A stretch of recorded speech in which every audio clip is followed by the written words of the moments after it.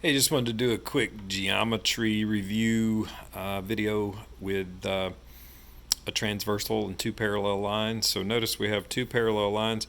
These markings here usually in geometry tell us that these lines are parallel with one another. And then of course this transversal is coming down like this. So we have the angles labeled this way. First of all, notice that the angles 1 and 2 form a linear pair. That means they're going to sum to be 180 degrees, and this angle added together will be 180. So we say they're supplementary. So a linear pair of angles is supplementary. So 1 and 2 form a linear pair. And then some of the different types of angles we have, the 1 and 4 would be vertical angles, so they're going to be congruent. 2 and 3 are vertical angles, so they are going to be congruent.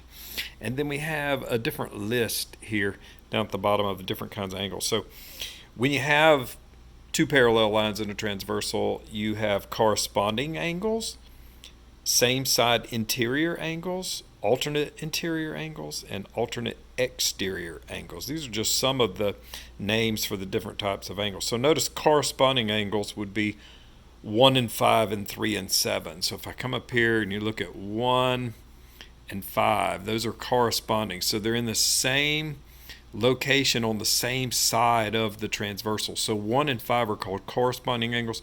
3 and 7 are corresponding. 2 and 6 are corresponding. 4 and 8 are corresponding. So corresponding angles are on the same side of the transversal and they're in the same location. So another type of angle is the same side interior. So same side interior would be like angle 3 and angle 5. And those always sum to be 180. So they're on the same side of the transversal and they're on the interior of these two parallel lines. So 3 and 5 are called same side interior angles. Notice also 4 and 6 are same side interior angles as well.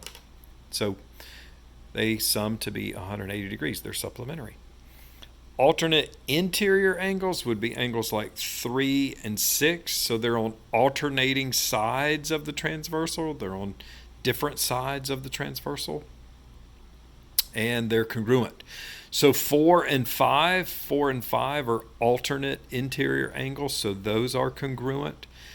So alternate interior. So they're called interior because they're on the inside of the parallel lines, but they're called alternate interior because they're on alternating sides of the transversal. And then the last kind is called alternate exterior, so it makes sense. 1 and 8 are alternate exterior, so they're on the exterior, so they're on the outsides of these parallel lines, and they're on different sides of the transversal. So 1 and 8 are alternate exterior angles, and 2 and 7 are alternate exterior angles as well. So alternate exterior angles are congruent. So corresponding angles are congruent. Alternate interior angles are congruent. Alternate exterior angles are congruent. And same side interior angles sum to be 180 degrees. So these are some of the rules when you have two parallel lines and you have a transversal.